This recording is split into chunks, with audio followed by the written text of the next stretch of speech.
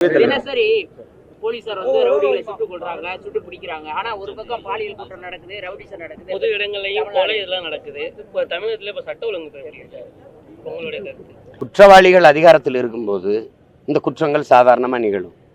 நாட்டின் முதலமைச்சர் சட்டசபையில அமைச்சரவையில் போன ஆட்சியோட அந்த ஆட்சியில் கொலைகள் குறைவுன்னு தான் சொல்றாரு.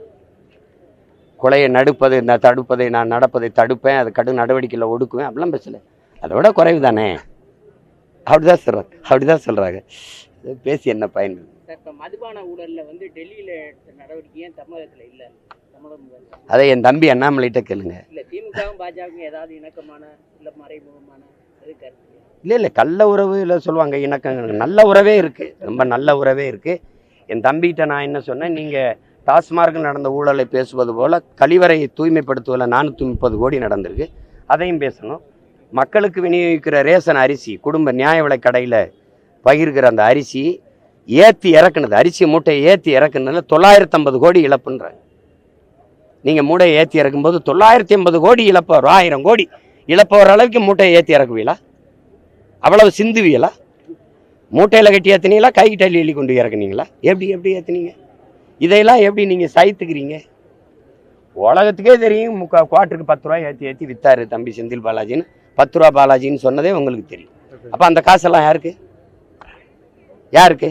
அம்மையார் ஜெயலலிதா இருக்கும்போது 12 மணிலேருந்து இரவு 10 மணிக்குள்ளே கடையை மூடணும்னு கொண்டு வந்தாங்க. மதியம் 12 மணிக்கு திறந்து நண்பகலில் 10 மணி. ஆனால் இப்போ விடிய கடைகள் திறந்து ஓடுதா இல்லையா? அப்போ இதெல்லாம் என்ன?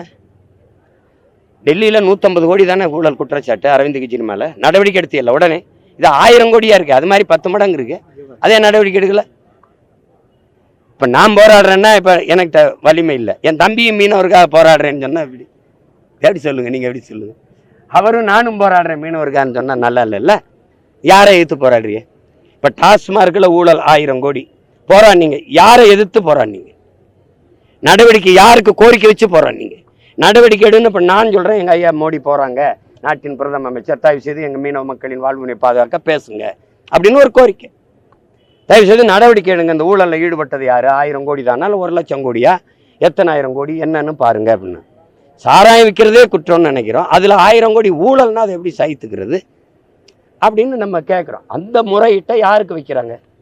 பாரதிய ஜனதா கட்சியில் இருக்கிற தலைவர்கள் யாருக்கு வச்சு போராடுறாங்க? சரி போராடினாங்க, அவங்கள எதுக்கு கைது பண்ணி கொண்டு அடைக்கணும்?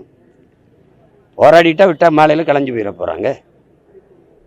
இது ஏன்னா நாடக ஆசிரியர் தான் இதுக்கு, நாடக ஆசிரியர் முதலமைச்சரானார், இப்போ அவர் மகன் முதலமைச்சராக இருக்கார். அப்போ அதே நாடகம் தொடர்ந்து அரங்கேறிக்கிட்டு இருக்குது. அவ்வளோ அதை சகித்துக்கிற வேண்டியதான், வேற என்ன சொல்லுங்க?